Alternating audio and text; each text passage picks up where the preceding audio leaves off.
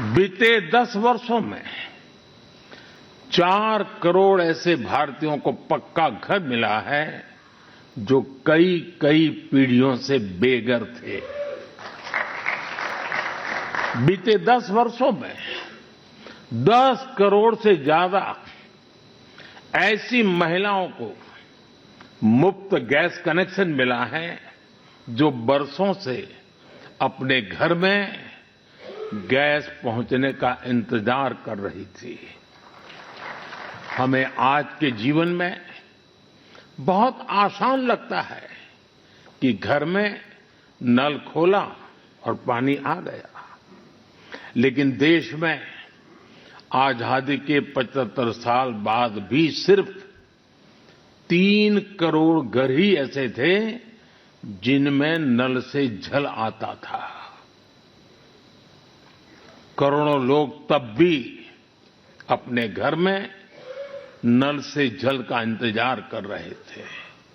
मुझे संतोष है कि हमारी सरकार ने 5-6 साल में 12 करोड़ से ज्यादा घरों को नल से जल देकर नागरिकों का और विशेषकर महिलाओं का जीवन आसान बनाया है। संविधान की भावना को सशक्त किया है। साथियों, आप सभी जानते हैं कि हमारे संविधान की मूल प्रति में भी प्रभु श्री राम, माता सीता, हनुमान जी, भगवान बुद्ध, भगवान महावीर, गुरु गोविंद सिंह जी सभी के चित्र हैं। भारत की संस्कृति के प्रतीक इन चित्रों को संविधान में इसलिए स्थान दिया गया ताकि वो हमें मानवीय मूल्यों के प्रति सजग करते रहे। ये मानवीय मूल्य आज के भारत की नीतियों और निर्णयों का आधार है। भारतीयों को त्वरित न्याय मिले, इसके लिए नई न्याय संहिता लागू की गई है। दंड आधारित व्यवस्था अब न्याय आधारित व्यवस्था में बदल चुकी है। महिलाओं की राजनीतिक भागीदारी बढ़ाने के लिए नारी शक्ति बंधन अधिनियम का ऐतिहासिक निर्णय हुआ है। हमने थर्ड जेंडर को उनकी पहचान और उनका हक दिलाने के लिए भी कदम उठाए हैं। हमने दिव्यांगजनों के जीवन को आसान बनाने के लिए भी व्यवस्थाएं बनाई हैं। साथियों, आज देश का बहुत ज्यादा जोर देश के नागरिकों की ईज ऑफ लिविंग पर है। एक समय था जब पेंशन पाने वाले सीनियर सिटीजन्स को बैंक में जाकर साबित करना होता था कि वो जीवित है।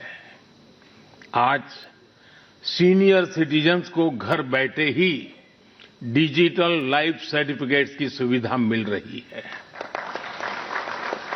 करीब करीब 1.5 करोड़ सीनियर सिटीजन्स अब तक इस सुविधा का लाभ उठा चुके हैं।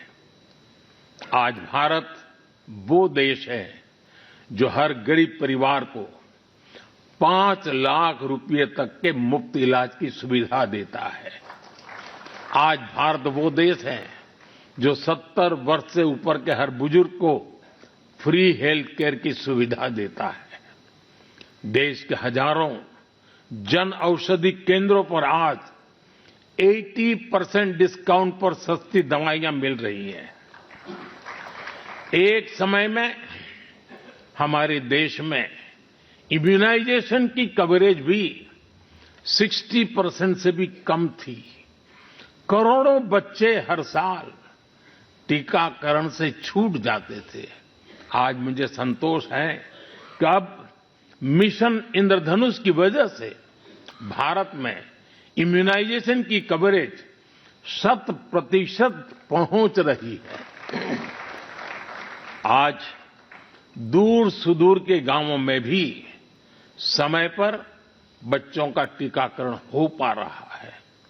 इन प्रयासों ने गरीबों की, मध्यम वर्ग की बहुत बड़ी चिंता कम की है। साथियों, आज देश में कैसे काम हो रहा है, उसका एक उदाहरण एस्पिरेशनल डिस्ट्रिक्ट अभियान भी है। देश के 100 से अधिक ऐसे जिले जिन्हें पिछड़ा कहा जाता था, हमने उन्हें एस्पिरेशनल डिस्ट्रिक्ट माना और वहां हर पैरामीटर में विकास की गति तेज की गई है। आज देश के अनेक एस्पिरेशनल डिस्ट्रिक्ट दूसरे जिलों से बहुत बेहतर कर रहे हैं। अब इसी मॉडल के आधार पर हमने एस्पिरेशनल ब्लॉक प्रोग्राम भी शुरू किया है। साथियों, लोगों की रोजमर्रा की जिंदगी से परेशानियां खत्म करने पर भी आज देश का बहुत ज्यादा जोर है। कुछ साल पहले तक भारत में 2.5 करोड़ घर ऐसे थे जो शाम होते ही अंधेरे में डूब जाते थे। उन घरों में बिजली कनेक्शन ही नहीं था। सबको बिजली का मुफ्त कनेक्शन देकर देश ने उनके जीवन को रोशन कर दिया है। बीते वर्षों में दूर सुदूर इलाकों में भी हजारों की संख्या में मोबाइल टावर्स लगाए गए हैं ताकि लोगों को 4G, 5G कनेक्टिविटी मिलती रहे। पहले कभी आप अंडमान या लक्षद्वीप जाते थे तो वहां ब्रॉडबैंड कनेक्टिविटी नहीं मिलती थी। आज अंडर वाटर ऑप्टिकल फाइबर ने ऐसे द्वीपों तक भी अच्छी स्पीड वाला इंटरनेट पहुंचा दिया है। हमारे यहां गांव के घरों, गांव की जमीन से जुड़े कितने विवाद होते रहे हैं, ये भी हम भलीभांति जानते हैं।